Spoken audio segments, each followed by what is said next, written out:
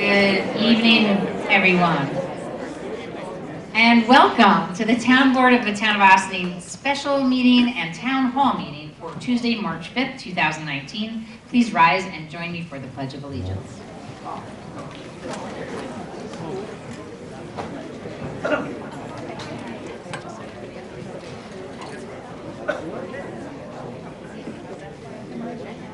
I pledge allegiance to the flag of the United States of America and to the republic for which it stands, one nation, under God, indivisible, with liberty and justice for all. Councilwoman DeTore. Present. Councilwoman Shaw. Present. Councilman Wiltshire. Present. Councilwoman Feldman. Present. Supervisor Levenberg. Here I am. Okay, I think we're going to start with a few quick announcements. Okay, so in the interest of time, I am going to do some very short announcements before our special meeting. I don't usually have the privilege to address so many of you in person, so maybe you don't all know that I like to make a lot of announcements, but I'm not going to do that tonight. We're going to try to keep it short, although for me that's not that short. Okay, so please be advised that we have opened 3 public hearings, all surrounding a similar issue. Local laws number 2, 3, and 4 ask the public to consider putting 3 individual referenda on the June 2019 ballot in the town of Ossining to convert the elected offices of town highway superintendent, town clerk, and receiver of taxes to appointed positions. We received a grant from the Department of State's Municipal Restructuring Fund to learn about the Ossining community's appetite for finding efficiencies through departmental consolidation. A grant that was originally submitted in conjunction with the Village of Ossining, but we changed it a little bit after speaking with them. What we agreed would be a viable place to start is to learn how Ossining residents would feel about 2 proposals. One, to convert the position of elected town highway superintendent to an appointed position, and the other to convert the clerk and receiver positions to appointed ones, and potentially into one combined office. Based on the pending retirements of 2 of the 3 elected officials who currently hold those seats, we saw this time as an opportunity to reflect on our delivery of services and how, if at all, we could improve them. We embarked on an information campaign with our consultant who distilled the ideas into a website for the public to view and to take a survey. Every town parcel was mailed a postcard directing them to the site and asking them to participate in the survey. We got 177 responses, many of which were supportive of the concepts in theory and asking us to expound on them. We also held 2 community conversations right here at the Ossining Public Library to hear from our residents about what their thoughts and answer any questions. Assuming there is any appetite from the community to bring these referenda to a vote, the next step was to craft 3 local laws and open the public hearings to continue getting feedback. As with all public hearings, these local laws are still an open issue. We will continue to take public input for the next several weeks, and no decisions have been made. There are, of course, pros and cons to both sides of the issue, and we are here to listen. We welcome you to join us at next week's meeting, Tuesday, March 12th, 7:30 p.m. at the courthouse, when we will reopen the public hearings. However, if you're not able to attend in person but still would like to submit comments as part of the public hearing record, please email the board at tc, for town council, @townofossining.com. And you can still go online and look at the Project Forward to TOO.com website for more information if you haven't had a chance to do so already. Please be aware that town and village offices will be closed to the public this Thursday, March 7th for Records Retention Day. Although we will be closed to the public on that day, staff will be hard at work cleaning out files to archive records that need to be kept in perpetuity or for a few more years, and disposing of records that have met their legal retention deadline. Holding these days on a regular basis is an important aspect of maintaining a healthy records retention program in local government. Please be sure to plan ahead for this closure. However, we will have court that evening. So court is going to be in session that evening. Okay, so, and finally, if you haven't already met Stanley from Senator David Carlucci's office, he is here to let everybody know about a town hall meeting on election reform and other legislation, which is happening Thursday, March 14th at 7 p.m. at the Joseph Caputo Community Center. And if you need a flyer, there are a whole stack of them right over there by Madam Zahaj from my office, and you can pick one up as you leave. With that, we're going to move into our special meeting, which is also very short, and then we'll get to the topic that you've all been waiting for. Okay. Resolution A, Personnel Supervisor's Office Status Change. Resolved that the Town Board of the Town of Ossining hereby converts the part-time appointment of Victoria Caffarelli, Ossining, to a full-time appointment in a title of Confidential Secretary to the Supervisor at an annual salary prorated at $53,000 for 2019, effective March 1st, 2019. Do you have a motion? Second. All those in favor? Aye. Opposed? Resolution B, temporary beer, wine, cider permit for Sing Sing Hill Brewery, Earth Day, April 27th, 2019. Resolved that the Town Board of the Town of Ossining hereby authorizes the supervisor to sign the landlord authorization form for the New York State Liquor Authority for a temporary beer, wine, cider license for Mr. Eric Garrity of Sing Sing Hill Brewery, LLC, who has filed an application to sell beer at Earth Day in Engle Park in the Town of Ossining on April 27, 2019. And be it further resolved that the applicant will provide proof of insurance and the letter of indemnity to the town in a form acceptable to counsel to the town. Do we have a motion? So moved. Second. All those in favor? Aye. Opposed? Okay. So, may I have a motion to adjourn the special meeting and enter our town hall meeting? So moved. All those in favor? Aye. Wonderful. So this evening, we are here at our town hall meeting to give our community members an opportunity to respond to the recent report which the town commissioned on the homestead option.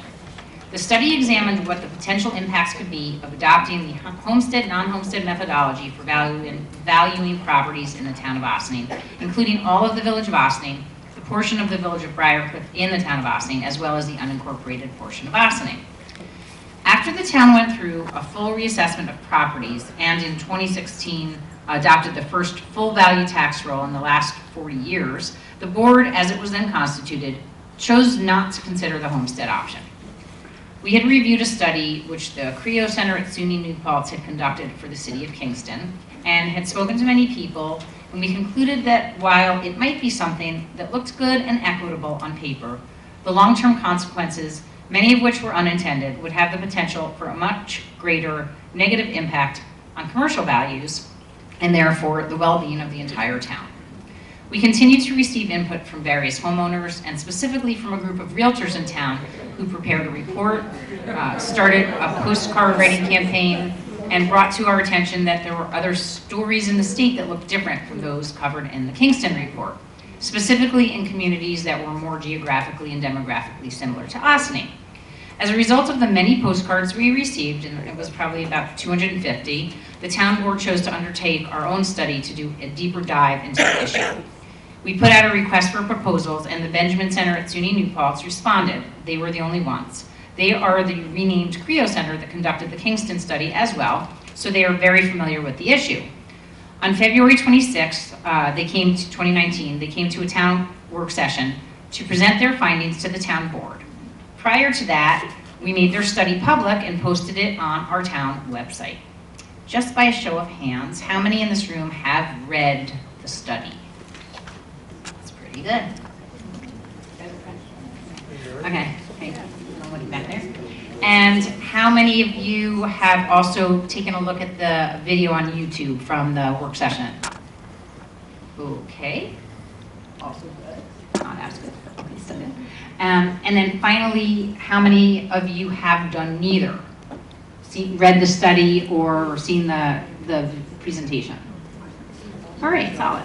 Okay, so that's great to know because we have Dr. Gerald Benjamin and Tom Citrino here tonight from the Benjamin Center, and they're going to present a slightly abbreviated version of their PowerPoint, which they had presented to the board, to the public, and also help us answer any questions. We also have our assessor, Fernando Gonzalez, from the town of Ossining. Hi, Fernando. And we also have John Wolin from the Office of Real Property Services, Real Property Tax Services from New York State here as well. And he can also be very helpful if there are any questions.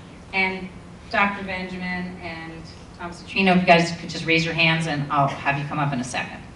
So anyhow, this is really a time for the town board to hear from you. We have a sign-in sheet up at the front, which many of you have already taken the opportunity to sign. We are going to be allotting 3 minutes per person, and we'd like you to ask everybody to be respectful. You cannot cede your time to someone else. If we should get through everyone who wants to speak and there's still time to go back and make a second round, we will give people another few minutes to continue. Otherwise, if you don't have a chance to speak, you can feel free to send your comments to our email tc@townofaustining.com. Also, it is clear that we have exceeded the allowed capacity of this room. I was going to ask anybody standing to leave, but I'm just not going to do that. But if you're not in a seat and you're not standing, you're going to have to just be outside. And I would just ask people if you can if somebody wants to speak or they've signed up to speak, they need to come in. Maybe somebody could just take a step out while they're speaking. Okay, at this time, the town board has not announced any plan of action as far as Homestead is concerned. We commissioned a study. We've asked the public to weigh in. Based on the comments that we receive and continue to receive, we will make a decision as to how we would like to move forward. As you already know or will hear more about tonight, even if the town board were to take action, we cannot make much of an impact by acting solely on our own. All of the taxing jurisdictions, including the villages of Ossining and Briarcliff, and the Briarcliff and Ossining school boards would have to also adopt Homestead for it to have any significant impact. Westchester County taxes would not be affected as the county is not at full value. At this time, we do not have any specific laws that were introduced, so comments tonight are part of the public record in as much as we videotape and post the video on our website, and that is a public document. And any emails or written correspondence we receive are also public documents. However, this is not a public hearing. Therefore, these are not part of any official minutes or public hearing record. On that note, I am going to turn this over to the gentleman from the Benjamin Center, who will also be joined by our town assessor, Fernando Gonzalez, as needed. And if you could just allow them to take the stage. Thank you.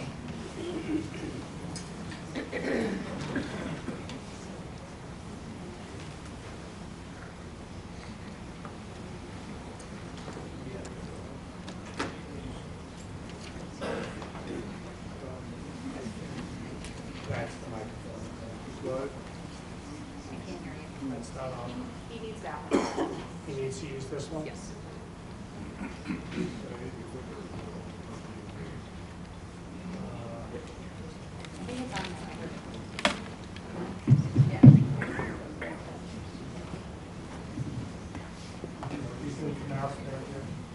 You have to keep it very close.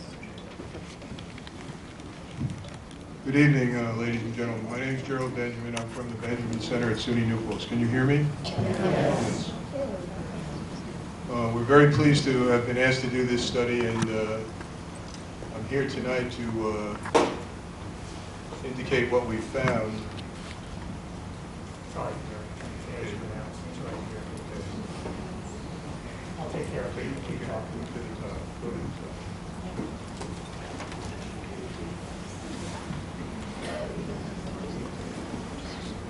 We're here tonight to indicate what we found and so that the board can hear your reactions and points of view.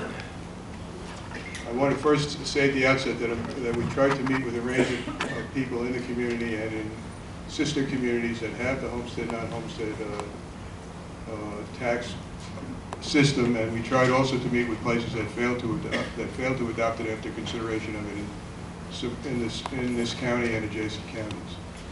We were appreciative of the help we got from people in the community with a range of views, and public officials, and people in other adjacent communities. The activity involved here is an activity of the State University of New York at New Paltz. It's a service, of course the community helps pay the cost, but it's a service of the university to help communities across the state in addressing issues of public concern. So we're pleased to have the opportunity.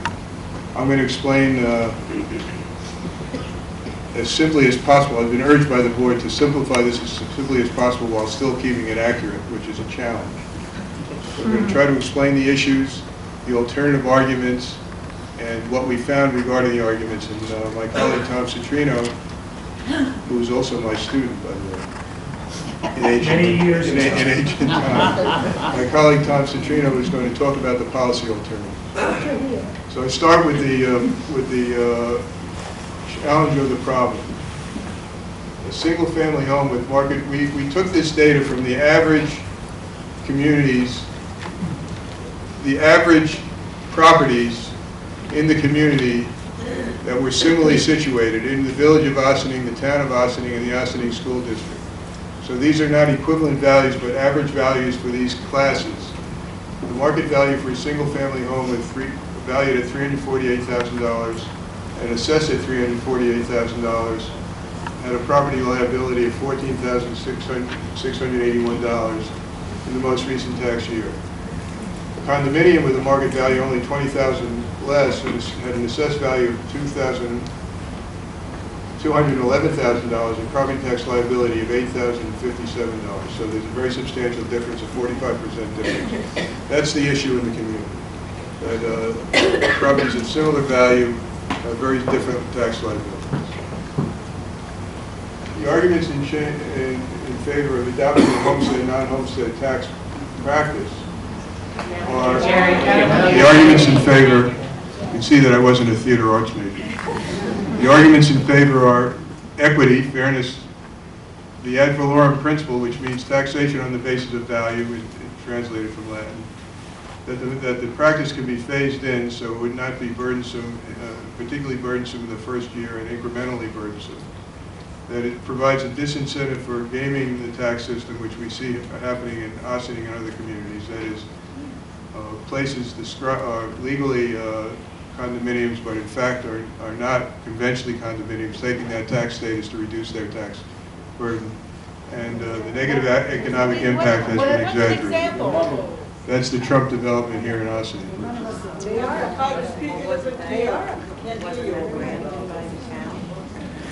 And the arguments against change or equity, differently conceived. This argument for equity is based upon fairness of people paying taxes they expected to pay when they bought their property.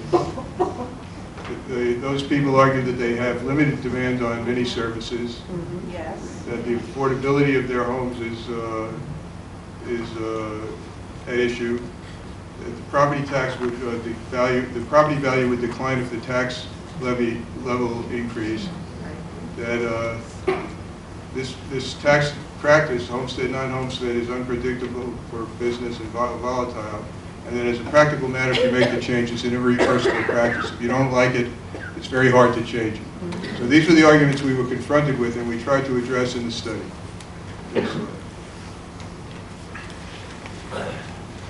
The homestead, non-homestead option was not designed to achieve equity between homeowners and condominium owners. The homestead, non-homestead option was designed to encourage reval at 100% at full val, what the community has done without adopting the option.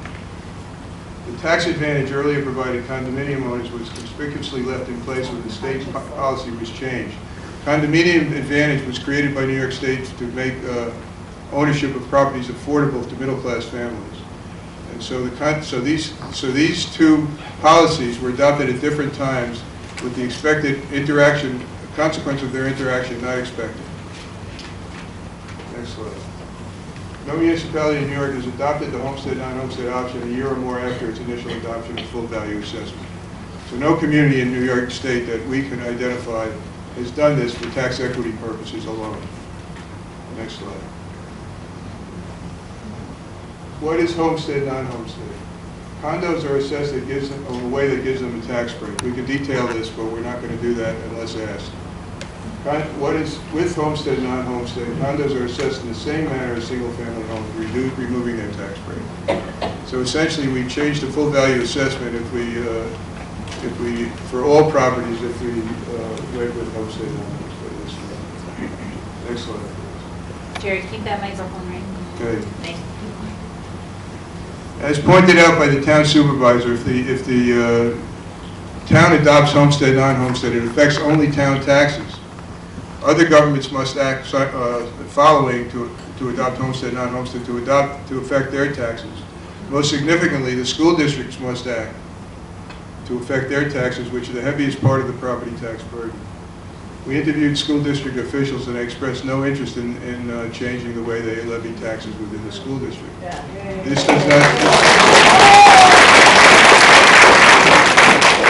This does not define or predict their actions, since they don't have the choice to make unless the town acts. Next slide, please. This is the estimated average town tax burden impact of Ossining-Head homestead, non-homestead in 2018. This is based on data provided by the assessor of the community. Single-family home taxes would go down $332 or $13%. Condominium taxes would go up $664 or up 58%. Commercial property would go down $334 or 2%. So if homestead and non-homestead were in place, this would be this year, this would be Get to the microphone. You get to the mic. Okay, I'm sorry for that. You can see the presentation on the slide. Note that business taxes in Ossining would not rise with the adoption of homestead, non-homestead in the immediate term. Next slide. Can you explain that slide a little bit further? I'll answer questions at the end of the presentation. I'd like to go through the presentation to maximize the time for questions, and I'll answer them at that time. Projected average overall tax burden impact of condos adopted on condos if adoption of homestead, non-homestead in 2018. This is the hypothetical that every taxing jurisdiction that affects your taxes adopted homestead, non-homestead. In the unincorporated portion of the town, the percent increase for condo owners would be 65% or $5,293. In the village of Ossining,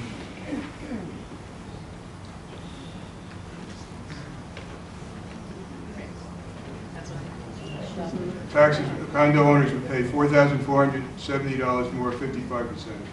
The village of Briarcliff in the Ossining School District, $6,504, a 67% increase. And in the village of Briarcliff in the Briarcliff School District, $6,167. This is everybody adopted homestead, non-homestead. The town, the villages, and the school districts. We didn't give every option here. We're illustrating the range of options, the range of outcomes. Next slide. The projected average overall tax burden impact on residences of the adoption of homestead, non-homestead. In the unincorporated town, a drop of $1,697 or 10%. In the village of Ossining, $1,390 or 9%. The village of Briarcliff, Ossining School District, $2,701. And the village of Briarcliff School District, $1,562. The consequence is clearly much greater on condominium owners in the cost than the benefit to homeowners. But there's a significant benefit to homeowners. Tom, is this is the impact on, this slide is the impact on businesses. And you can see a decreased tax burden on businesses, which is unexpected if homestead, non-homestead is adopted. And the amounts and percentages are given. Next slide.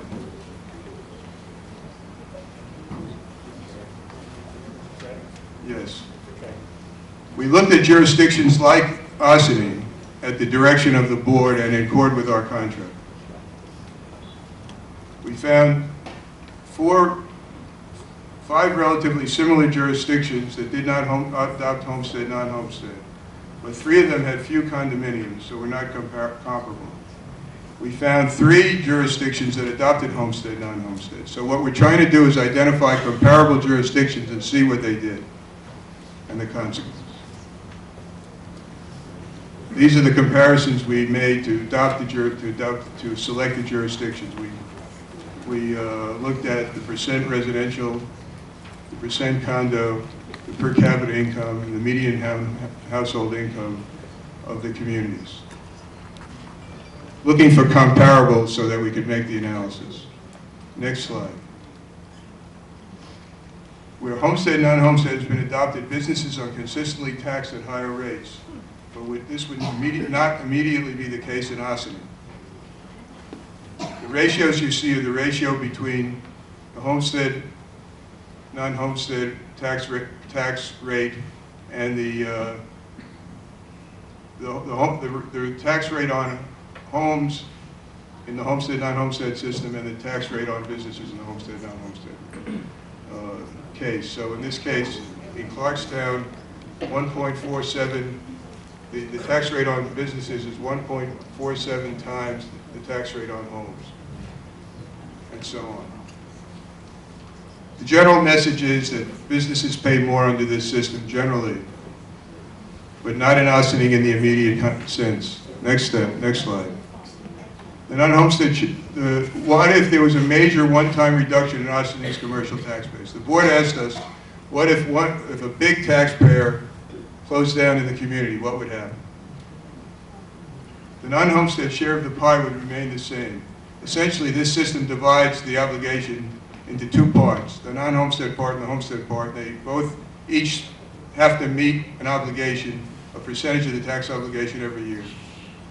So the homestead share of the pie would remain the same. They'd have to pay the same amount, the same proportion, but there would be fewer non-homestead properties, so consequently each non-homestead property would have to pay more. So a big hit on the tax base would drive up the non-homestead taxes significantly in 1 year. Next slide. Now my colleague is going to talk about the policy alternatives. Now I want to caution you that, or indicate that the report is much more detailed and it's available to you, and we have reduced the number of slides to maximize the opportunity for questions, so we're available, of course, to answer those questions. Okay. So the board also asked us to, I can do it, Jerry. Yeah. I'm going to operate both, so I won't be able to move around as much, which for me is probably a good thing, because I move around way too much. Basically, under current state law, your town board is given a very difficult choice, because you have two bad options, essentially. One would impose a massive tax increase on a certain, 1 in 6 property taxpayers in this town to achieve tax equity. Interestingly, the whole point of the homestead, non-homestead system was to try to protect homeowners from a massive shift in their tax burden when you went to full value. But for condo owners, when you do this outside of a full valuation, you end up imposing the massive tax burden that homestead was designed to avoid. So that's one side of the story. The other side of the story, as it's clearly stated, properties of similar market value pay significantly less taxes if they're classified, if they're condos, than they do in homes. And that's true in every part of this town. The range may be different, but that inequity. So you have two inequities, and no easy way to resolve those inequities under current law. Now, the town has taken action to keep this problem from growing. The state allows the town, or any local government, to adopt a local law that says we are no longer going to allow a property that was formerly classified as a residence to change its legal status to a condo. So your town's already done that. Can't change what's already happened, but in the future, something that is a resident can no longer use legal methods to change its legal status to a condo, thereby reducing its taxes. But the town lacks the authority to, when a new condo is built Under the law, they're entitled to the tax break, under current law. If you adopt homestead, non-homestead, in the towns that we have looked at that have adopted homestead, Haverstraw, Clarkstown, and Southeast, once they adopted the homestead system, nobody was building condos in those communities anymore. Okay? Condos didn't get built anymore. In fact, we found very little got built, after that happened. And there could be lots of different reasons for that. There may be a way to use environmental impact statements and reviews to try to limit new condos in the town that the town board could use. But the point is, if somebody in this town comes to the town board and wants to develop a new condo, if the town board approves it, they can't take the tax credit away. The tax credit is baked in law. The only way they can take it away is to adopt a homestead system. And then it would be taxed on market value under current law. I have to keep, okay. So many people say, well, it's change the law. Change it. Give the town different options. It's very important to understand that since the state legislature has been grappling with the real property tax issue since 1964, they've never passed legislation that increases property taxes on homeowners through the change in the tax system. So for you to think that it's easy to get the state legislature to give the town board the authority to increase property taxes on a certain segment of homeowners, it's not easy. It's never been done. All right? It has never happened. I gave one example here. In 2009, the Office of Real Property Tax Services, who recognizes certain inequities as relates to the homestead system, tried to figure out a way to eliminate the inequity between the homestead and non-homestead share. But in essence, in doing that, you would be raising taxes on the homestead share. Well, I passed the Assembly, it never passed the Senate. And I use that as an illustrative point. It is not easy to get legislation past the state legislature that would give a local government authority to raise taxes on a certain class of homeowners. The only thing they have currently is the homestead system, which they can adopt. We looked at some ways, some of the advocates for adopting the homestead system have advocated a phase-in period, for example. There are certain different options that we've looked at that the state would have to act to change. Option one would be to change the law statewide and just say we're no longer going to give condos a tax break. We're going to either phase it out or tax them at market value. I doubt that would ever happen, but that would be one thing that could happen. You could require condos statewide to be assessed at market value and phase it in over a certain period of time, 7 years, to mitigate the tax shock. You could also give local governments the authority to do that, either one or two. Another idea is to retain the current condominium tax break for current owners, but once they sell their condo or transfer it, all right, they would be taxed at market value. These are different, well, obviously condo owners don't like any of these options. We were asked to look at all different options that the state could do. Another idea that came out was, instead of eliminating the tax break, once the condo changed hands once, is to eliminate the tax break after the second sale or transfer. So, those are all different state options based on the crowd reaction. All these options have significant negative impacts on condo owners.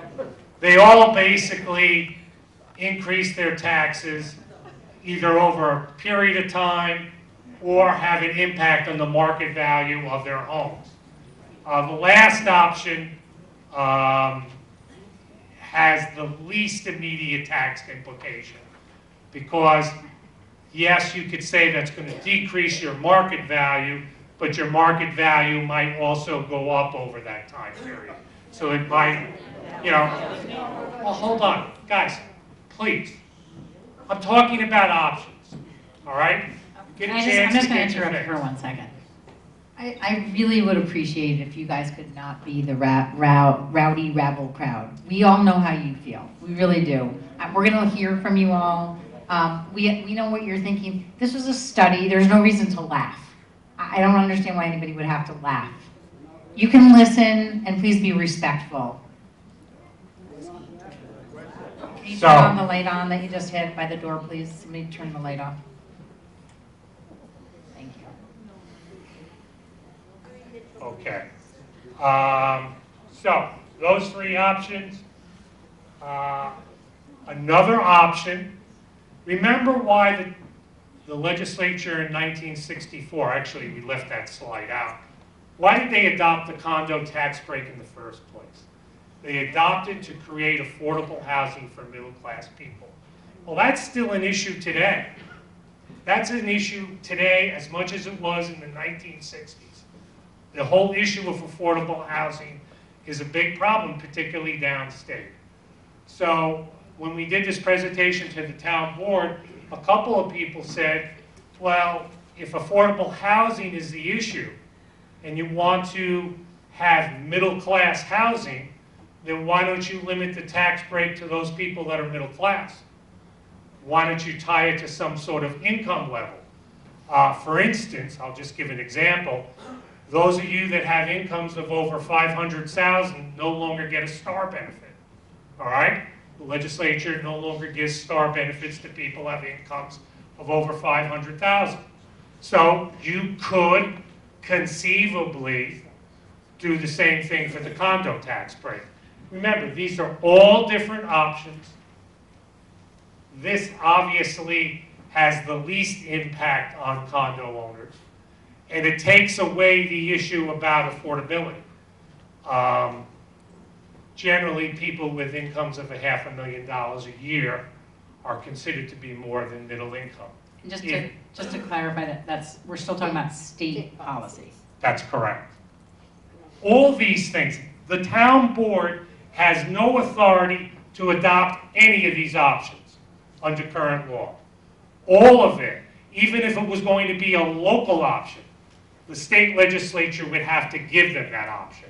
And as I pointed out, the state legislature has never passed legislation that has increased property taxes on homeowners by changing the system of how property tax system works.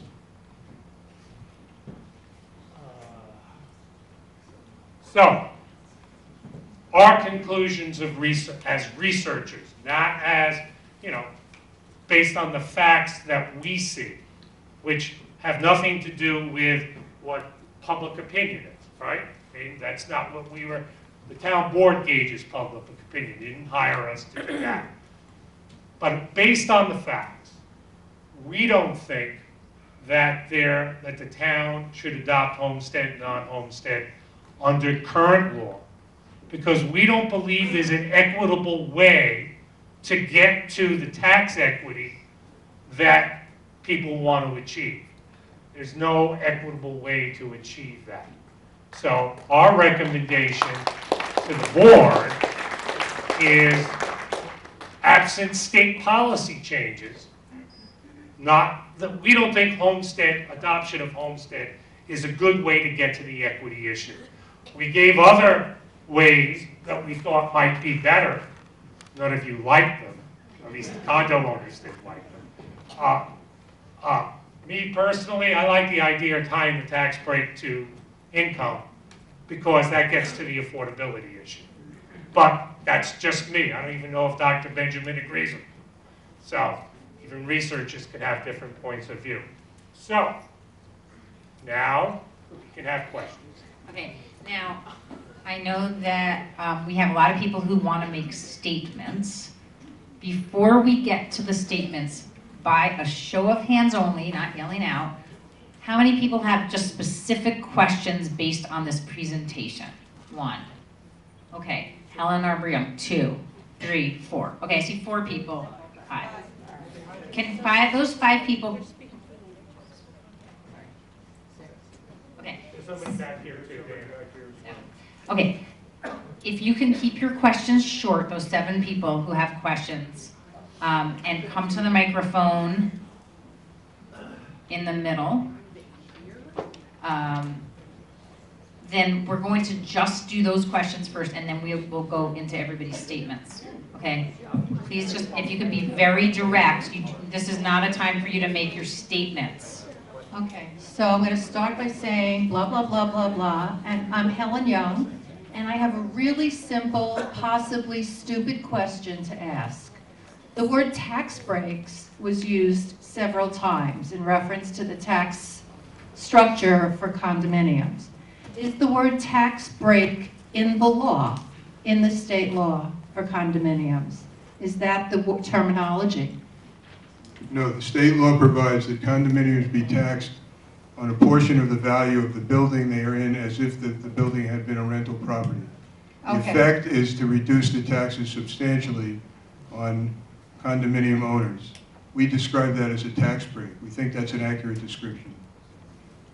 I think it's slightly loaded, but that's my opinion. Thank you. Thank you. My name is Robin Berman.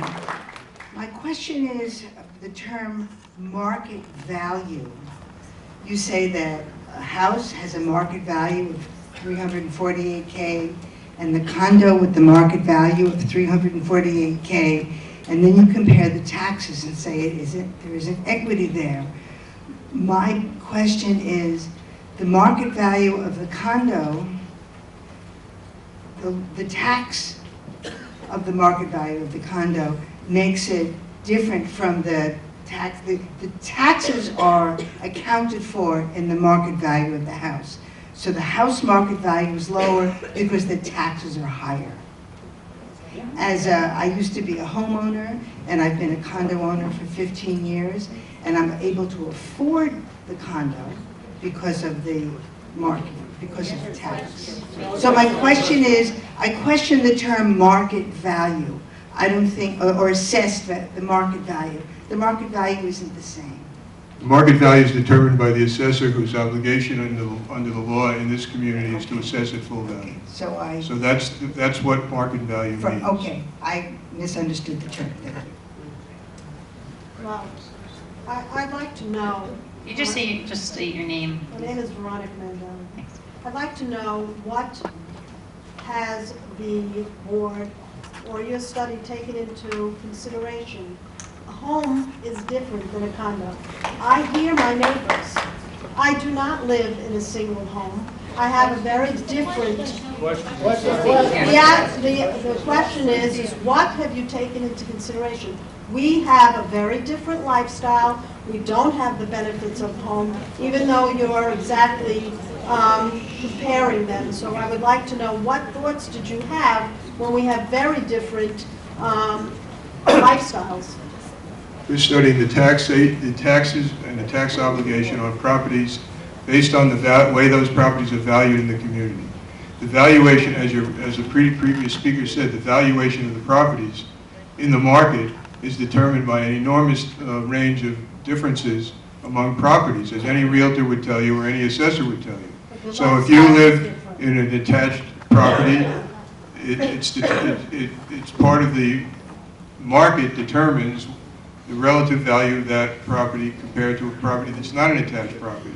If you have a good view of the river, the market values that, and so on. So the details of difference in housing with regard to the price are determined in the market. But you also have to compare the equity. They're two different lifestyles. Well, I'm we don't study lifestyles for this study. We do study them in other studies, but I that's I just want to reiterate, just in my own words, value is those are considerations that are taken into account when determining value.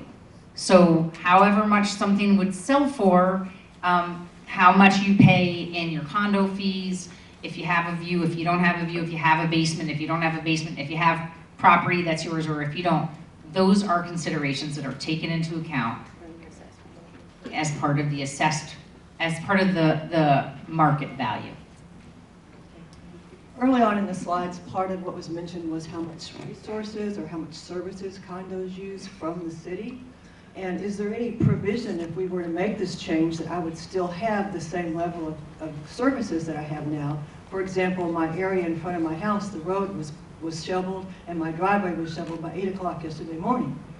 What service and how does all that get figured into the change in our taxes? Are we just going to make more taxes but still have to pay for all our own services? Taxes are the charges. Taxes are the collective judgment. The level of your taxes is based on the collective judgment of what the governing board determines is needed to provide the services provided by the community. Taxes are not fees. So there's no guarantee that we would get any service at all. And so, taxes would be determined by what the board requires to govern the community, and a rate is levied on that value. You not, as condominium owners, no citizens are taxed on the basis of how much they use the library, how much they use the schools, how much they use the highway department. They're taxed on the collective services that are given to the community for the collective benefit of the community. So a fee-based argument is not a compelling argument when it comes to consideration of taxes. My name is Freya Barnes. I have lived in a condo for the last 4.5 years. This is the third time in that period that we have gone through this issue of homestead. I think within the last year we had a similar presentation. How has that presentation been changed since the last time it was given us? And how many times does this get presented to everybody? So I'm gonna take that, okay? Grab the hug, Terry. So we, as I stated at the beginning, the town board chose not to adopt homestead. 16, it happened in 1960. Right, in 2016, I think we made the decision around 2016, 2017 is probably for the 2016 role. After looking at the existing studies. This is the third time though. Okay, it isn't exactly the third time. It may be the third time you've seen a presentation. But we had a number of people respond. Obviously, we heard from the condo community multiple times. I think it's possible you're referring to a presentation or something that happened before, right, when Sue Donnelly was town supervisor. I'm not positive. I've only lived in the condo since 15. In 16, right, so 15. 15. So, okay. In 16, it was the first time, and there was no big hearing like this. Okay. In 18. Right. Okay. So okay. I'm still going to try to answer. So we received a lot of public feedback, as I mentioned. We received about 250 postcards imploring the board to adopt homestead, and we. What year was that?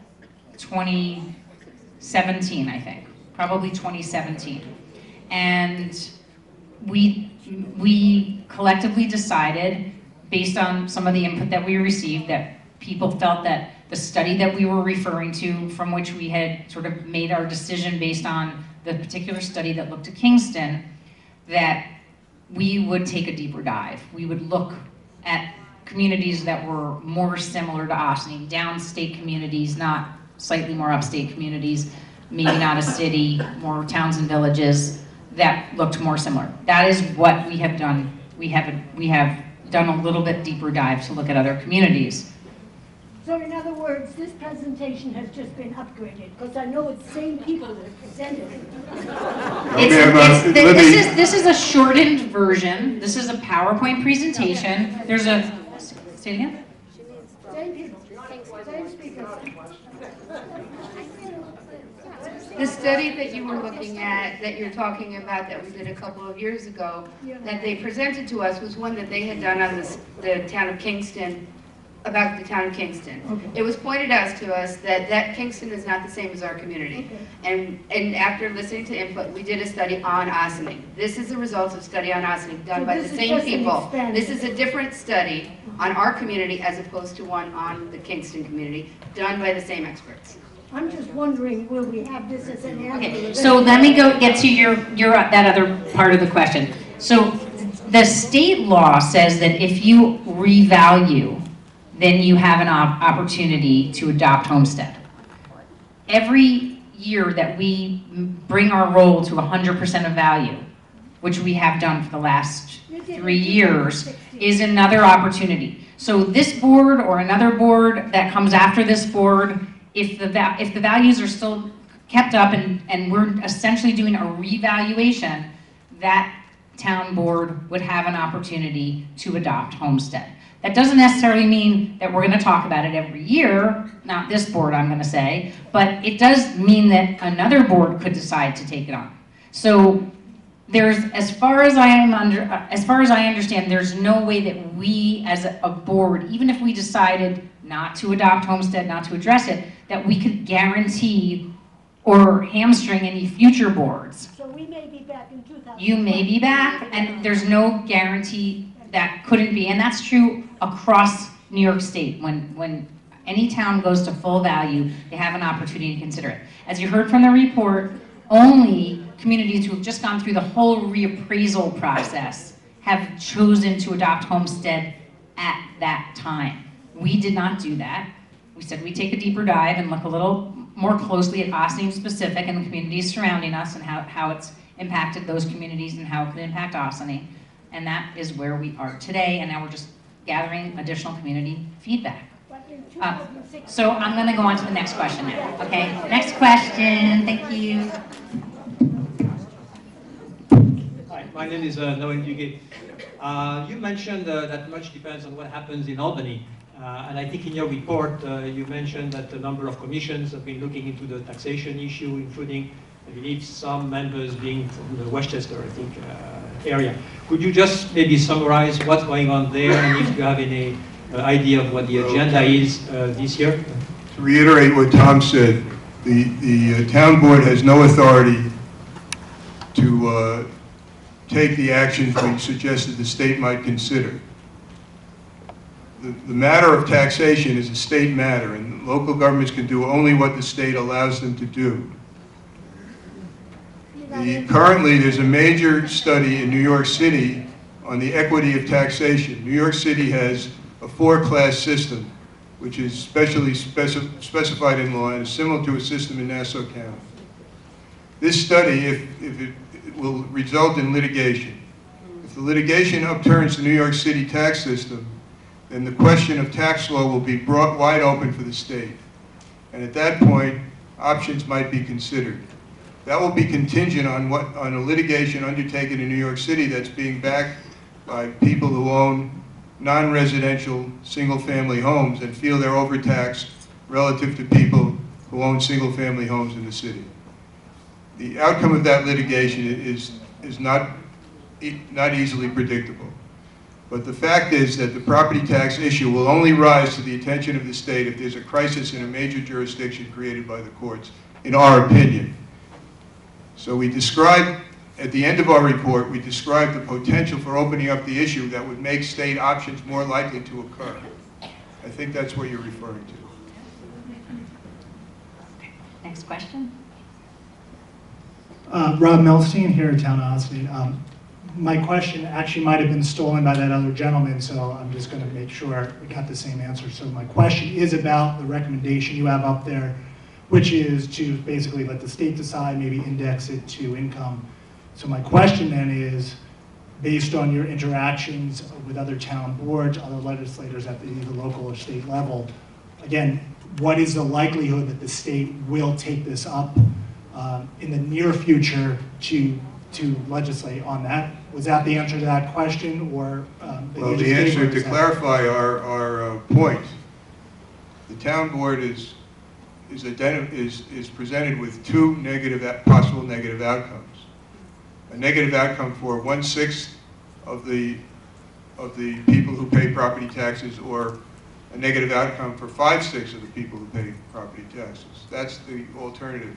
That the negative outcome for the 1/6 is very big, and the current negative outcome is felt by the people who are not condominium owners in the community, but their benefit would be smaller than the high impact on the 1/6, the condo owners. We think that the consequence is so massive for a large minority in the community that the homestead, non-homestead option should not be taken up. That's our view. We also think that the inequity in the taxation system in Ossining is palpable and unfair. But the remedy for that, the practical remedy for that, is with the state. It's not with Ossining, because Ossining would have to really be take extremely impactful action all at once on a large minority of the community. So that's our view. That might maybe more specifically states our outcome. So we think the choice is with the state. Now, some might say this is passing the buck,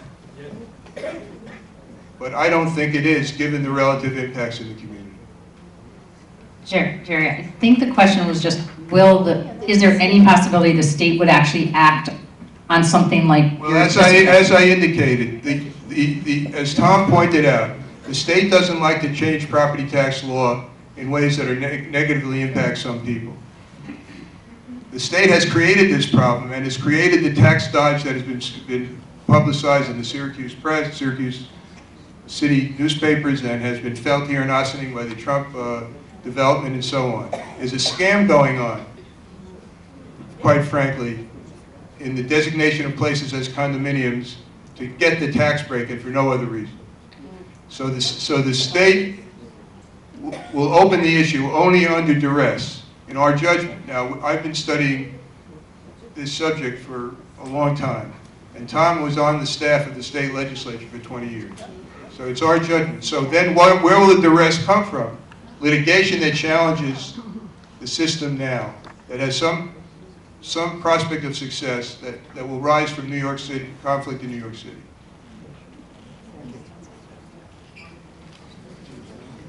My name's Keith Gordon. I live in the town.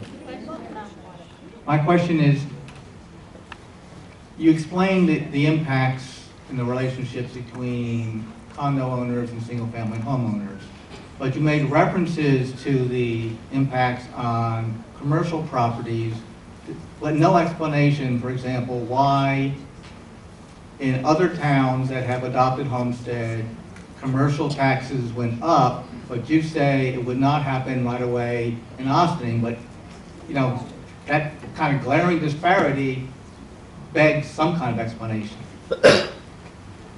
Well, it has to do essentially with how much of the housing stock in Ossining is condominiums, so which is a relatively high proportion. It's just under, it's 19%. So when you switch the system, you switch a large tax burden onto condominium owners. And the net effect of that is to reduce the tax burden on non-condominium owners and businesses. So it's a relatively unique situation in Ossining, where when you switch the tax burden and persist in that practice, in the first instance, businesses are not as negatively impacted as in other communities. It has to do with the different categories of property you have here and the relative impact. Now, we also say that if you had an unexpected shock to the non-homestead tax base, you'd have a very rapid tax increase, and that's occurred in a number of communities that adopted homestead, non-homestead. So it happens to be the particular circumstances of the nature of the balance in the housing stock at the moment of decision. Is there a fixed percent? The math is demonstrated in our report. I don't know if you've looked at the report. I tried to download it and it wouldn't open. There's something wrong with the town's website. Well, is there a fixed proportion of the tax roll that's assigned to commercial properties and another? That's precisely what homestead, non-homestead does. It takes the most recent tax year, determines the proportion that's paid by before the adoption, takes the proportion that's paid by homestead properties and the proportion paid by non-homestead properties, and obligates that proportion to pay that share of the taxes going forward. Thank you very much. That makes sense. Hi, I'm Joseph Campanella. I live in the town. It was a very nice report, by the way. I kind of enjoyed it. I don't expect it's going to be on the New York Times bestseller list, but I appreciate your compliment. Thank you. Maybe they'll make a little short movie. You can blame me. I'm not blaming you, no, really. Not blaming me. Play me, the movie. No, me? I'm much too old for that. Anyway, I read the report. There's one thing I need to know, is that if somehow this goes to get changed, will there be a town referendum or a village referendum on this? A referendum's not required. It's not required. No.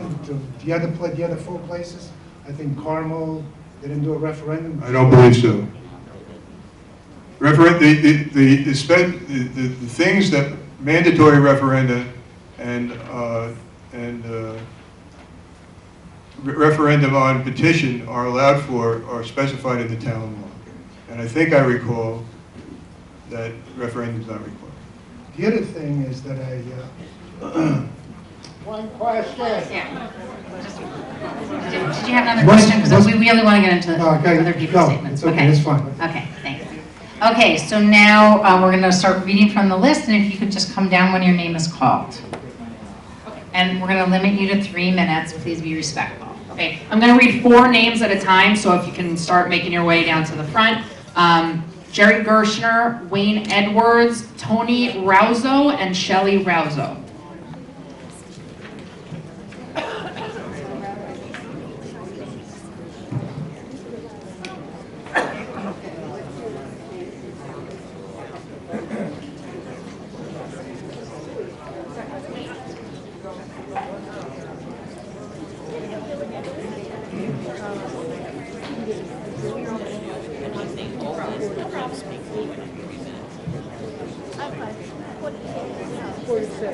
Okay, go ahead. Hi. If you're leaving and you don't mind, if you could just please not talk as you're leaving and be respectful of those who are speaking. We'd appreciate it. Supervisor Levenberg, members of the town board, and my fellow neighbors. My name is Jerry Gershner. I am representing the founders of the Ossining Homeowners for Fair Taxation regarding the homestead option that's the subject of tonight's meeting. Back in the summer of 2017, I was there when Supervisor Levenberg stood on the back of a truck in the village of Briarcliff Manor during a citizens' protest march regarding the effort of the Trump Golf Course to reduce their real estate tax assessment. She very clearly stated, and this was heard by many people, including the media, that, quote, everyone should pay their fair share of taxes. When she finished speaking and got down from the truck, I asked her if her statement applied to the homestead proposal that we had submitted 6 months earlier and for which we have never received a response. She smiled at me but did not answer the question and walked away. Nevertheless, based on that statement that she made to the audience, we do expect our elected officials to do what's best for the town's constituents, not just make political statements to get elected and then ignore the facts. This meeting is like attending a planning board meeting where a developer wants to put up a 100-unit high-end rental building. The room in the planning board meetings will always be packed with naysayers galore regarding the development proposal. However, those who are for the development just don't pack the planning board meetings. They just don't. That doesn't mean they don't want the development of the village, of town to change. It's just that they don't come to the meetings. However, those planning board members are required to do the right thing for the community, just as you are. It's not based on how many attendees in the planning board meetings are against the development versus how many are for it. They must act based on what is best for the greater majority of the citizens of the village, town, or city that the board members represent. The planning board actually allows the developer to present its plans and reasons to the board so everyone, not just the planning board members, but also the residents of the community, can all hear the complete story of the plan. Our group, which started the discussion over 2 years ago, never received this opportunity or courtesy from this town board. I'll let the public and media take a guess as to why you've acted this way. But now that the town board is finally presenting Homestead to its citizens after 2 years of doing nothing, it's a fiasco. It's not a proper, courteous, and professional way for this board to present Homestead, nor is it in the best interest of its citizens. We, the initiators of this idea, have never been given an opportunity to present the entire logic, data, and reason to the board, nor to the residents of the town of Ossining. That is your 3 minutes. This board's direction is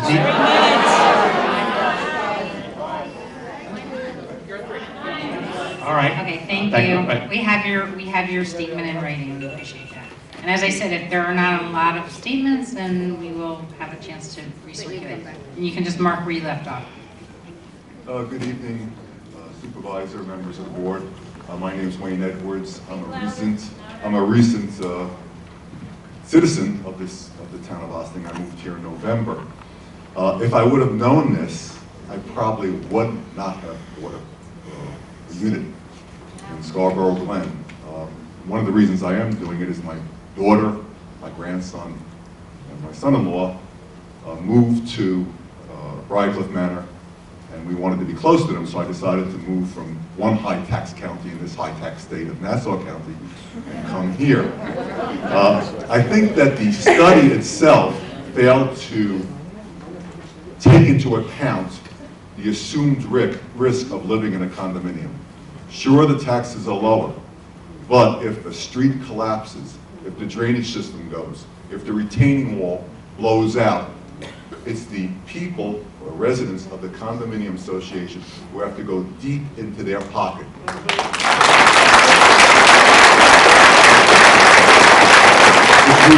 If you adopt homesteads and these residents pay higher taxes under the condominium law and under the laws of this state, you still cannot go onto those streets, into those condominium units, developments, and pay and do the improvements.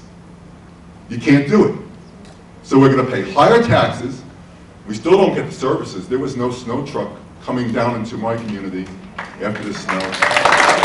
Nobody comes and cleans out the sewage system or the drainage system. We pay for that ourselves. If somebody falls on the street, it's our insurance company that pays for it, this town. So we assume the risk. And then there's one other thing that I think people forget. A lot of the condominium developments were built on property that really could not be developed for what it was zoned for. So the developer came in and had to make massive improvements, and the only way they could do that is through density. So if you took the total amount of units that were developed in that development, and you totaled the taxes on that, it would far exceed the taxes that would have been paid for what was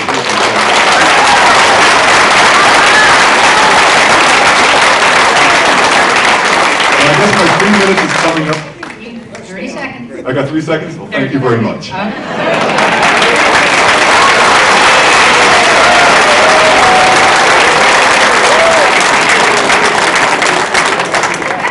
Okay, we had a few folks drop off, so the next 4 are Andrea Gordon, Michael Stephan, Mike Vaughn, and Mary Jane Florent.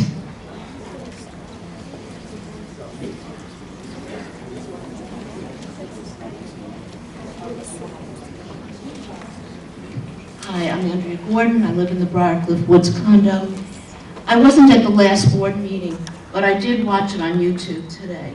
And I have to say that I was really offended and outraged when I heard the gentleman who did these studies imply that we are scamming the community by being condo owners and paying low taxes.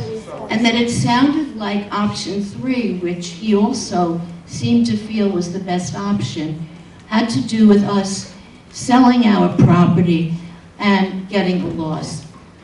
We've paid maintenance. My maintenance over 20 years has equaled the amount of my condo.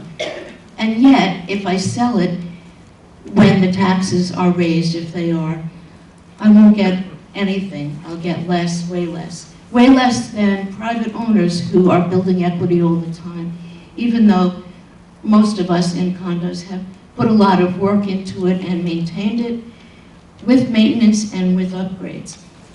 So I do resent the idea that people think that we bought these because we knew that the taxes were low and we were scamming. It's not the case at all. And I hope that this doesn't become a divisive situation. First time I heard of this was talking to a broker, and his implication was that condo owners pay less and that we use the same amount of services, which, as the gentleman before me suggested, and we all know we don't, we pay for a lot of our own services. And so that's the only thing I want to say, that I really hope that whatever thoughts the gentleman who did the study have, it's not going to influence whatever decision is made.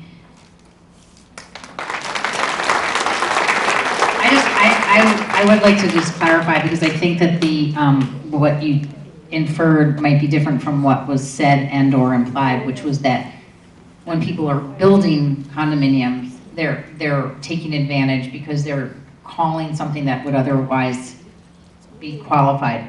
Only in certain cases. In certain cases. Only in certain cases. Watch the YouTube again. I saw it an hour ago. Okay. Next. Good evening, Tom Warden. Thank you for giving us the opportunity to speak tonight. I'm just going to go over, I'm going to give a little more facts. I'm going to introduce yourself to the pedestrian. I'm going to give a little more facts on what the prior gentleman had to say about the density of condominiums on property. So my name is Michael Stern. I live in 19 Mystic Drive, and I'm the board president of the Mystic Point Condo Homeowners Association. Back in the 1970s, the town and villages in the town began the process of planning for future development of large vacant parcels of land in Ossining. As a matter of public policy, they encouraged the creation of dense, multifamily housing condominiums. Importantly, condominiums, due to their higher unit density per acre, increased the town's tax base significantly more than if those parcels had indeed been built as single-family homes. The increased tax base, in turn, has had the effect of reducing the tax burden on single-family homeowners in Ossining for more than 30 years and continues doing so. A couple examples might help to illustrate this point. Deerfield, located on Hawks Avenue, has a total of 12.5 acres. There are 72 condo units in Deerfield with an average 2018 taxes on each unit of $7,675, generating $552,600 in total tax revenue. Approximately only 20 single-family homes could have been built on this property. Using the average property tax of $19,968 per home in the town of Ossining, total tax revenue would have been $399,360 in 2018. This translates to $153,240 per year in additional taxes being collected from Deerfield as compared to single-family homes on that same land if they were built in those days. Fox Hill on Hawks Avenue is located on a 45-acre parcel with 196 condo units with an average 2018 tax of $7,731, generating $1,515,276 in total tax revenue. Approximately 68 single-family homes could have been built with the average 2018 taxes of $19,968, total of $1,357,824. This translates to additional $157,452 a year being collected from Fox Hill as compared to single-family homes on the same property. That's just two examples from the 18 condominium complexes within the town of Ossining. The other condominiums all reflect similar increases in taxes collected compared to what the town would have received year in and year out for some 30-plus years had single-family homes been built on those properties. The bottom line is, year after year, the town of Ossining and its villages have collected significantly more tax revenue from the condominiums than they would have received from single-family homes. Thus, tax benefit and burden issue between condo owners and the single-family homeowners, and the question of fairness is not one-sided as some would have you believe.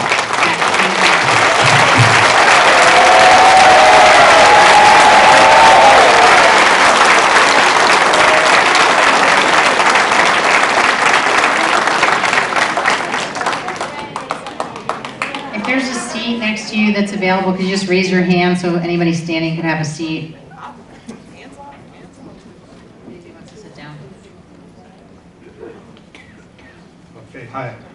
I'm Mike Vaughn. I live at 116 Woodsbrook Circle in the Woods condominiums.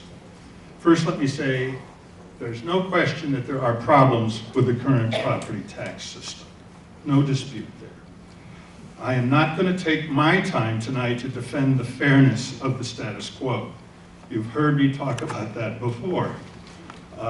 And as Mike Stern showed you just before me, the fairness question is not as clear-cut as some people would have you think. It cuts both ways. In my opinion, the problem lies in finding a way out of this mess that isn't even more unfair.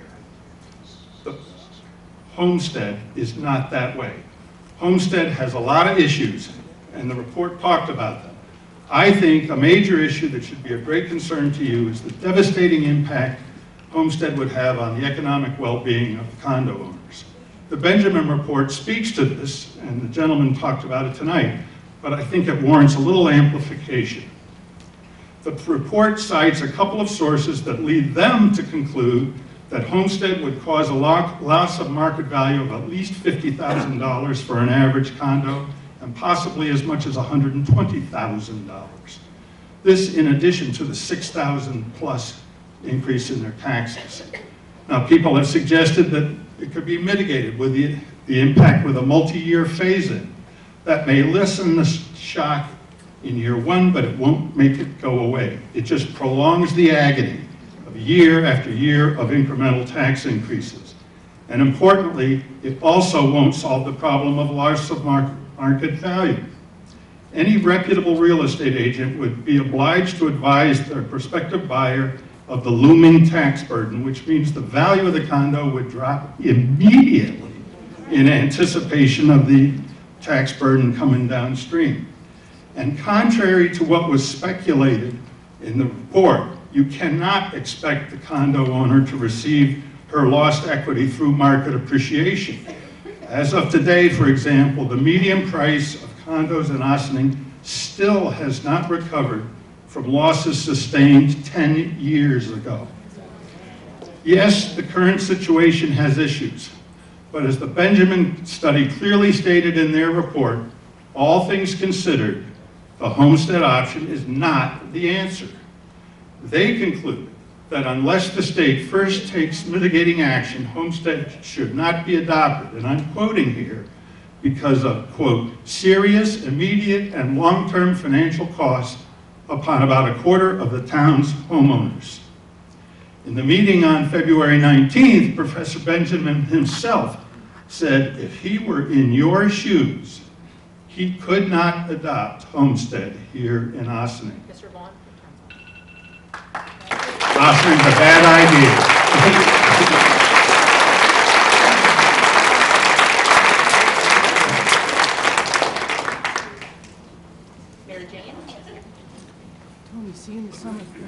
Again, if you have anything written you didn't get to finish, please feel free to leave it with Maddie Zahachoper there. who's My making name it. is Mary Jane Farn, and I live in a condo at Briarcliff Woods. We've lived there for about 15 years, but I've also lived in a home in Briarcliff for over 30. And believe me, you cannot put a price on privacy. I live in a condo and I enjoy it, but I can't stop anybody's children from having a great big party out on the lawn in front of my condo when I'm trying to have a nap, because it's their property too. Having your own backyard and having your own space, you can use it as you will and tell whoever you want to come on there, they're welcome. But living in a condo, you have to change your whole lifestyle. It's a very pleasant way to live, but it is not as private as a private home, and therefore I don't think that you can compare the two. There's just no way that they are alike and should be taxed the same way.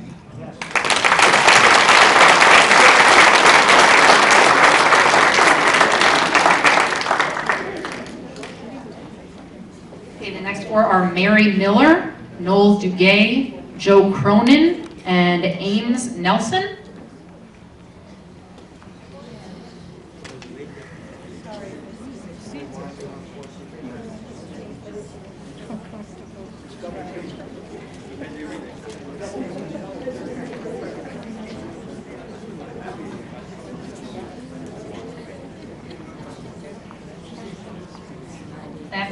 the red shirt. Is Mary coming to the, no? Okay, next, after Mary. Next is Noel, after Mary.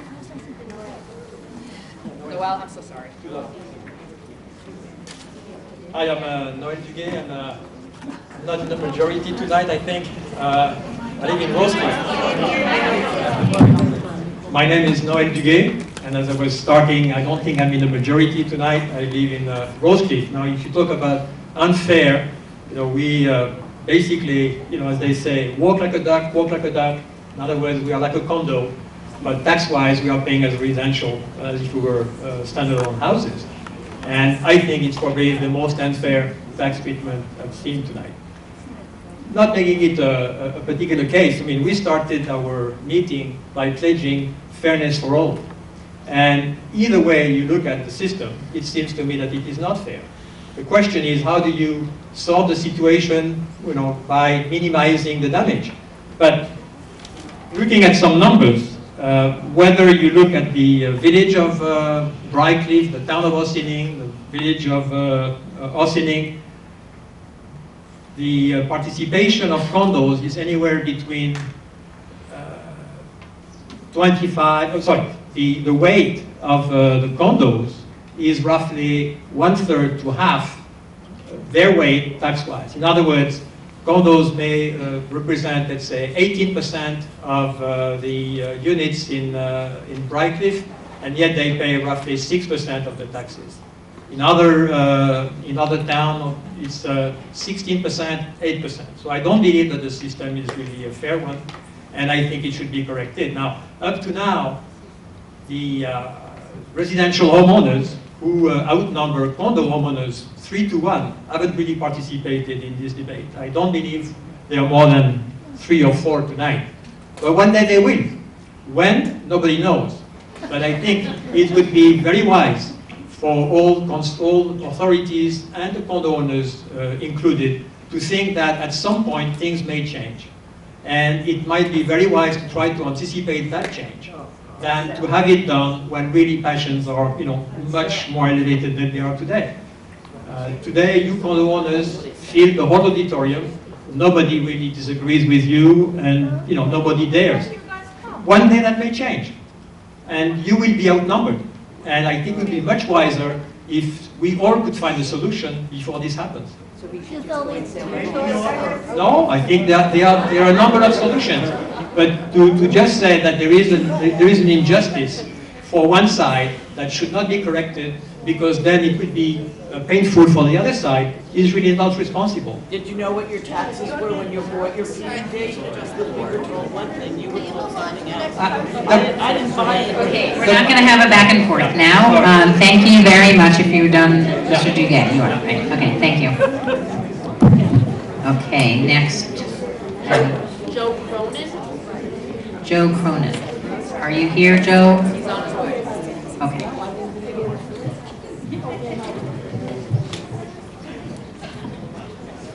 Good evening, and thank you. I'd like to address the 3 points I keep hearing about the condo tax difference. I should let you know I had some help. My friend's son just joined the high school debating team. Point number 1, I told the high school debater about a home is a home argument tearing up our town, and he chuckled. That's a false equivalence, he said. We see them all the time. Everyone voting here needs to remember the difference between, for example, private and commercial jets. Just like private and commercial buildings, there are 2 different experiences, 2 different classifications, and 2 different price structures when you purchase them. Point number 2 out of 3. Okay, I said, it's a false equivalence to say a house should be compared to owning a slice of a densely crowded property. But what about contribution? We all have to contribute. Fair tax is fair tax, they say. Let's see what happens when we try to extend the fair tax argument to the school system, for example. Houses with differing numbering of kids all pay the same tax. And we're all fine with this. We all are fine with this. A fee system is where even the gentleman agreed users pay into the service that they use. In real life, we don't charge school fees. We issue a general tax across everyone. The realtor's so-called fair tax concept doesn't hold water. Imagine the house if we rebuilt the school revenue system paying for usage. All of the same people lobbying about house taxes today would suddenly be howling, "That's not fair," when faced with their very own logic. So when a flyer circulates in town saying that someone in a densely packed tax-paying parcel is not paying enough for roads, they're trying to blur the issue, confusing taxes with fees. Point number 3, the even if. At this next point, the high school debater wasn't chuckling, he was laughing. "What are you laughing at?" I asked. "When we debate," he said, "if the other side has a point that we know is absolutely true and irrefutable, Coach tells us the best we can hope for is to say even if, to try to make the valid argument go away." So as soon as the realtor said, the condo values won't drop, but even if they do drop, well, they've given away their hand with their own language. They know the condos will drop. "Oh," I said back, "I guess that explains the paint." "Paint?" he asked me. The realtors gave a presentation claiming condo prices won't drop after the tax hike. They said even if there's drops in the equity numbers, the difference wasn't higher taxes, it was other things, even the paint. In conclusion, none of these 3 arguments hold water. This is taxation by misrepresentation by the realtor lobby in town. The realtor lobbyists should instead be trying to heal the town instead of divide us with the manufactured us versus them outlook, and remembering that we all live here. A rising tide lifts all boats.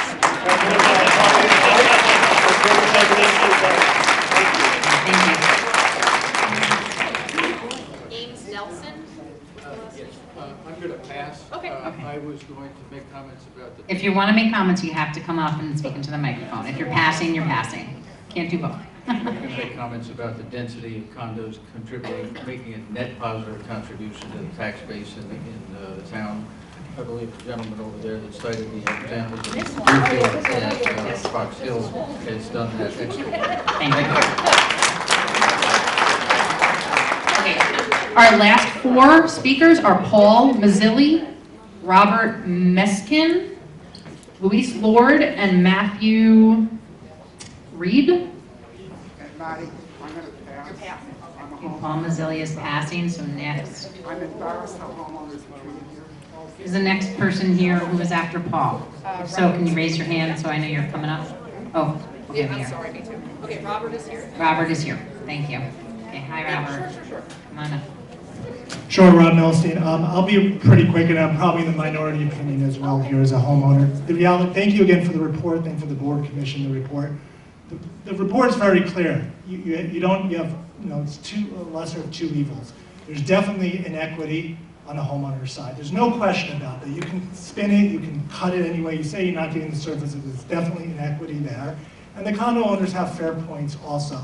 But the reality is, do we wait and hope Albany does something? Well, with all respect, due respect to any state legislators in the House, good luck with that. Because New York is good at one thing. USA Today report just came out today. Look it up online.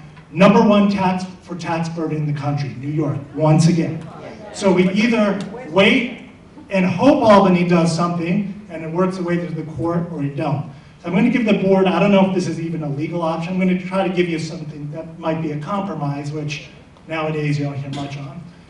Maybe, my opinion is we should enact a homestead. We should enact it. But if you don't, why don't you have it as a non-binding resolution that if the state doesn't act in 2 years, 3 years, you will look to enact it. Because the reality is that gives New York time to do something. Good luck with that happening. We'll see if that works. Or we just wait and hope. And the reality is, according to the report, is that it's absolutely an inequity. And I think their recommendation from the Dr. Benjamin and his team is very valid. It's a good recommendation. But good luck of we're seeing that. So either we do nothing and hope the state fix it, or the Ossipee can actually be on the forefront to maybe motivate other towns and village legislators to enact it. So I like to see homestead enacted as a homeowner because I think I'm paying certainly my fair share, and I don't think others are. But if you don't, why not that other option? Non-binding resolution, give the state 2 to 3 years to act.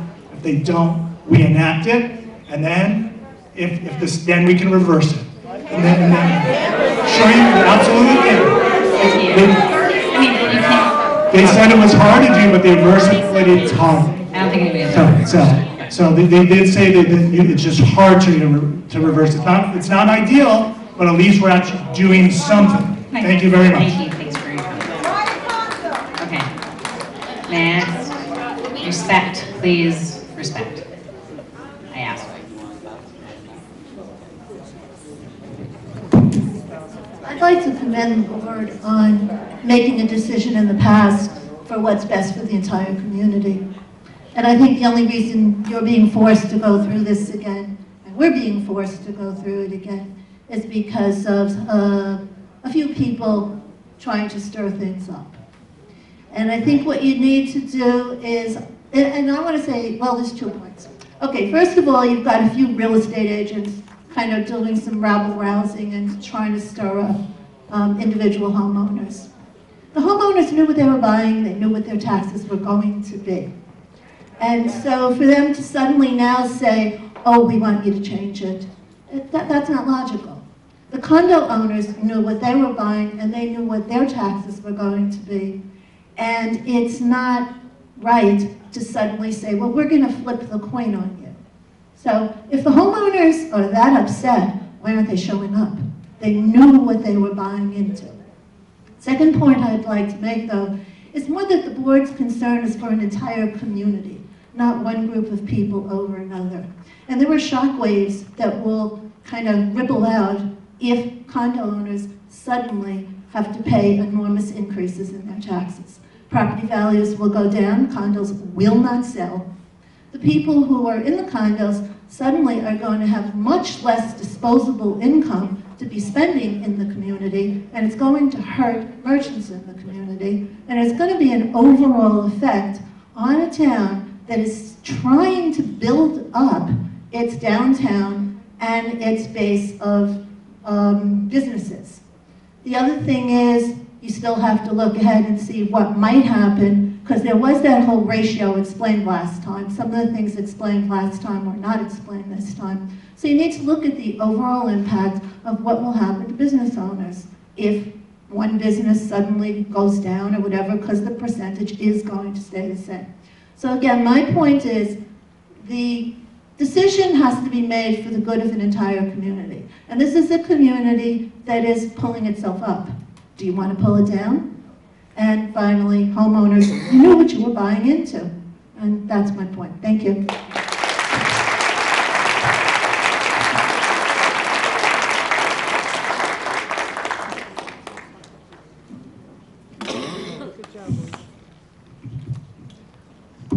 So my name is Matthew Rao. I'm a condominium owner in Kimmy's Cove. And I want to comment on the equity argument.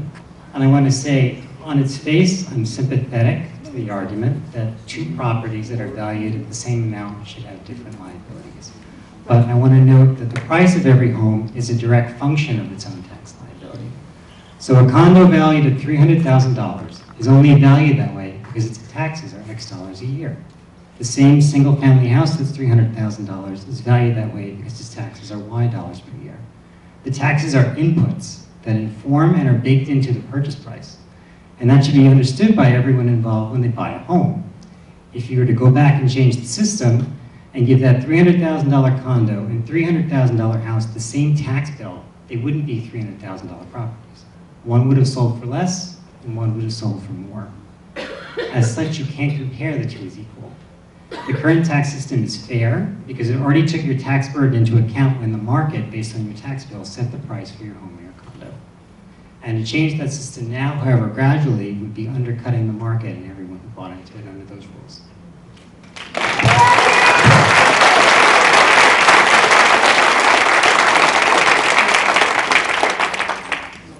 Okay, we've added two more to the list and then we are done. Sean Monahan and Alan Goodman.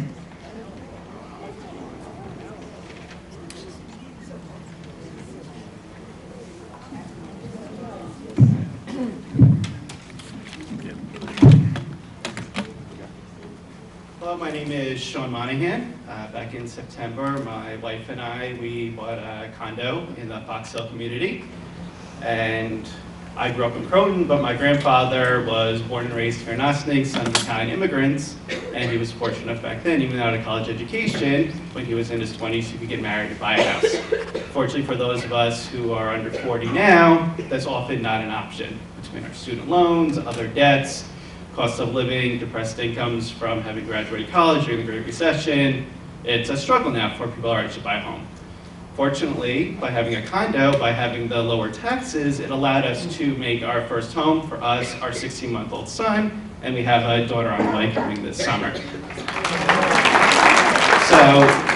I can honestly say that if the taxes were raised and this went into effect, we would likely lose our home. We would not be able to pay, between all the other expenses we have, pay to stay in our home. And I'd like to ask the people who are here who are homeowners, is 5% really worth it so that my 16-month-old son no longer gets to be in his home? And I'd also want to say that, on the other hand, I am an attorney. I practice in mortgage foreclosures. I represent the banks. And so normally I'm the bad guy, but I think here, one thing that I can honestly say is that from my experience, foreclosures would start happening. People's monthly payments go up, they wouldn't be able to afford it anymore. Their housing prices will also go down. I can tell from experience, to do a foreclosure in Westchester County, you're talking 3 years minimum of a house that someone no longer cares about, possibly moved out, left vacant. They're not paying the taxes the bank's doing it. It's boarded up, be an eyesore for the neighbors, decreasing property values over the entire community. So that's what you'd be seeing. You'd be seeing 25% of the properties in this village suddenly being foreclosures, and that would be devastating to everybody, even the homeowners. Thank you.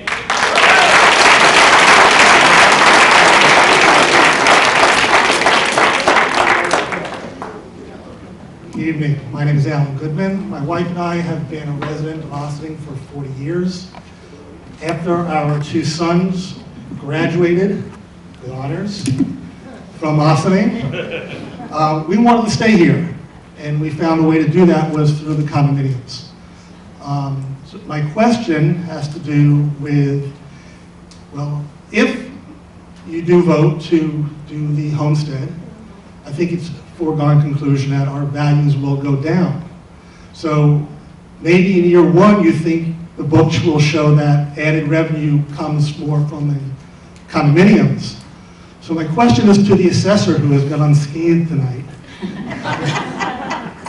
After all of our homes go down in value, and we all march into your office with a grievance and ask for our homes to be reassessed at a lower rate, how does that affect the rest of the community? How is that shortfall going to be maintained?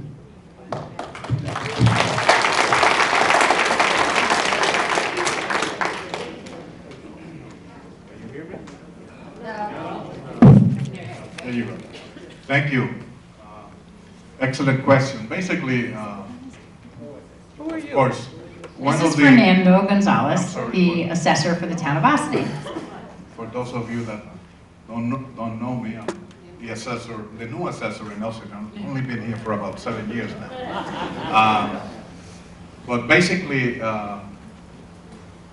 one of the points that I have made to the supervisor and to the town board that if Homestead was adopted, now the condos would be valued based on the market value, what they sell for.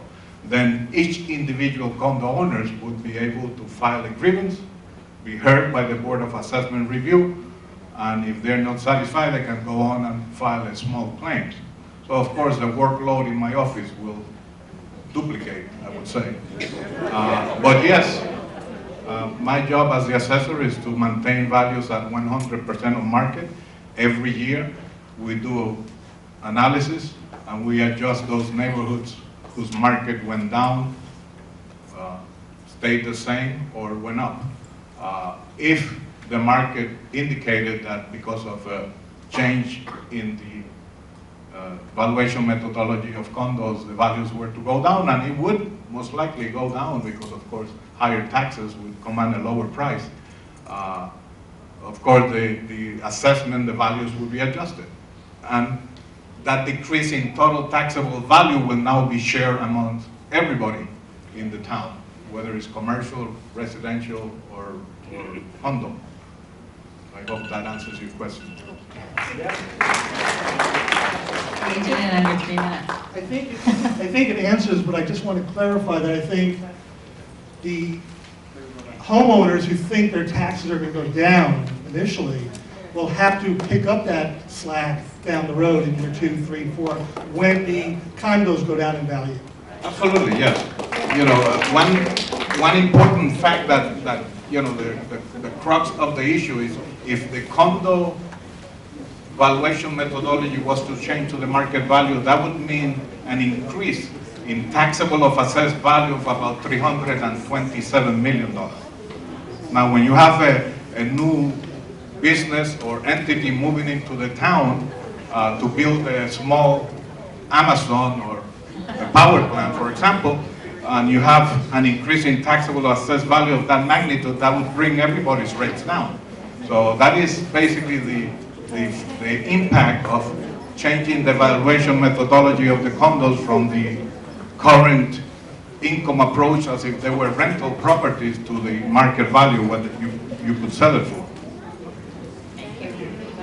Thank you. Okay, so everybody, I'd like to just try to wrap up a little bit. I know you are all wanting to leave and we need to be out of here in 5 minutes.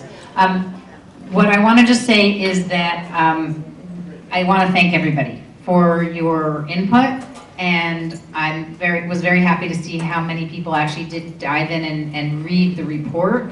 The board conducted the study that was Ossining specific so that we could do our due diligence and be respectful of all the residents who are tax burdened and look at if there were possibilities, what they would be to take every measure possible to ease that tax burden. And we will continue to do that. We think that that is in everybody's best interests. Our discussions will be relayed to our state legislators. As difficult as it is to imagine that the state would ever enact change, that doesn't mean that isn't something that we should be talking about. And some possibilities that haven't been considered, some of the ones that were discussed earlier about relating income to taxes in a way that would be similar to an exemption that were discussed are something that we think might be valuable for the state to consider and might be something that would be more realistic as we look at what happens with the court case in the city as that progresses. So we are going to continue to talk about this. We haven't actually discussed any next steps yet. I anticipate that the board will have a follow-up work session when we will have an opportunity to talk about the input that we've received, whether it was written or these verbal comments tonight, and we will have some kind of statement that we will make at some point in the not too distant future about if we have a conclusion that we feel is worth sharing with the public about this. But right now, we're going to continue to take the input from the public, and again, we want to just thank everybody very much, and we also suggest that you reach out to state legislators as well. Assemblywoman Galiff, who is the chair of the Real Property Committee in the Assembly and is our local legislator, was at our work session, and she was listening and taking input from the public, and I'm sure she will continue to do that. So thank you all again, and we look forward to our further discussions. Good night. Can I take a motion to go, we have a very quick executive session, so a motion to go into executive session. All those in favor? Aye. Okay, have a great night, everybody, and we'll see you next week at our next regular meeting.